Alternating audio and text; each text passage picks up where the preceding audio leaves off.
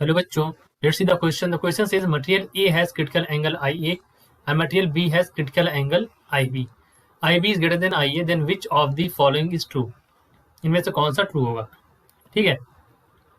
देखिए, इस क्वेश्चन को सॉल्व करने के लिए जो हमारा की कॉन्सेप्ट यहाँ पर होगा, दैट की कॉन्सेप्ट विल बी, हमें यहाँ दो कॉन्सेप्ट के बारे में बात करनी है. एक तो होगा क्रिटिकल एंगल के बारे में. क्या होगा?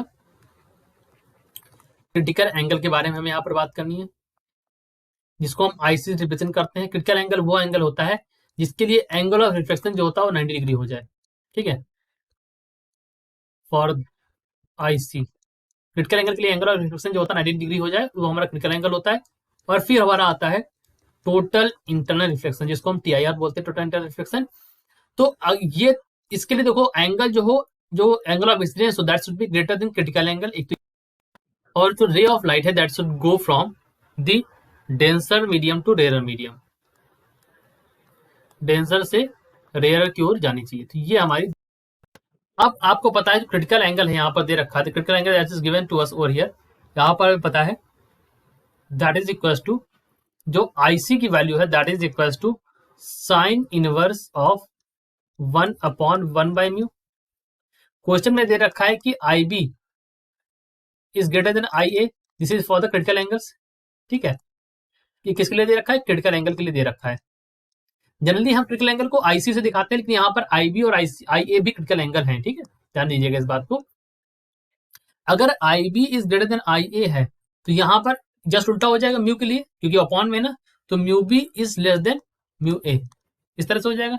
यानी कि जो बी वाला हो जाएगा दैट इज रेयर, और ए वाला हमारा क्या हो जाएगा? डेंसर. मीडियम के लिए बात करें, और रे कहां से जानी चाहिए? रे क्रिटिकल एंगल के लिए डेंसर से रेयर में जाना चाहिए, बी से ए के लिए जाना चाहिए. मतलब रेयर से, मतलब डेंसर से रेयर की ओर जाए तो ए से बी की ओर. ठीक है. मतलब कहां से जाना चाहिए? ए से. अगर बी की ओर जाएगी तो क्या होगा? टोटल इंटरनल रिफ्लेक्शन होगा. ठीक है, ये होगा यहाँ पर. राइट. ये मैंने आपको पहले बता दिया था. तो इस बात को फॉलो करने वाला ही जो होगा वहां पर ही टोटल इंटरनल रिफ्लेक्शन होगा. तो ऑप्शन नंबर सेकंड वाले में देखो, जो यहाँ दे रखा है total internally reflected when it pass from A to B, तो सेकंड वाला हमारा यहाँ पर सही है. ठीक. अभी देखो क्रिटिकल एंगल के बारे में बात कर लो. अब क्रिटिकल एंगल के बारे में अगर मैं बात करूं तो IC for AB is equal to sine inverse upon, कहां से? B से A के लिए.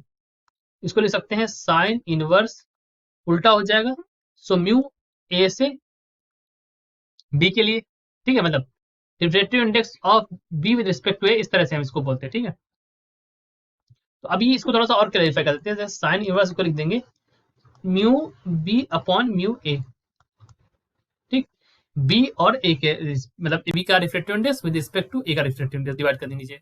That is equal to sine inverse, ये हो जाएगा साइन आई ए के बराबर हो जाएगा, नीचे वाला क्या हो जाएगा? साइन आई बी के बराबर हो जाएगा. क्योंकि ये रिलेशन हमने पहले भी देखी है, यहां से ये रिलेशन को पता ही है, तो ये हमने यहाँ पर लिख दिया.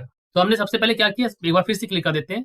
बोलने में कोई डाउट रहा हो तो मैं फिर से बोलता हूँ. देखो यहाँ पर ये है critical angle IC, critical angle IC for AB is equal sine inverse mu B और A. इसके अब हमने इसको जब ऊपर ले गया तो चेंज हो जाएगा, A म्यू B हो जाएगा. ठीक.